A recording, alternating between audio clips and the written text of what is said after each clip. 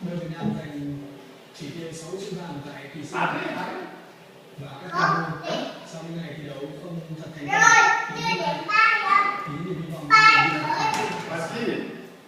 để mang về thêm huy chương vàng dành cho đội Việt Nam.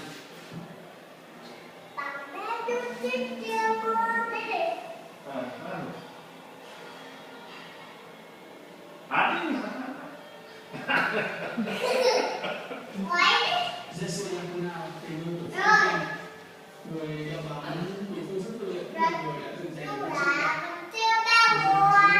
huy chương vàng.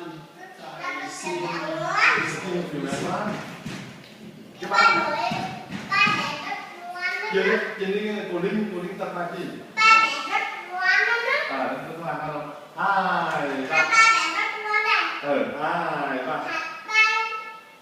Vừa hát cho múa. Vừa hát cho múa đi. Bài gì?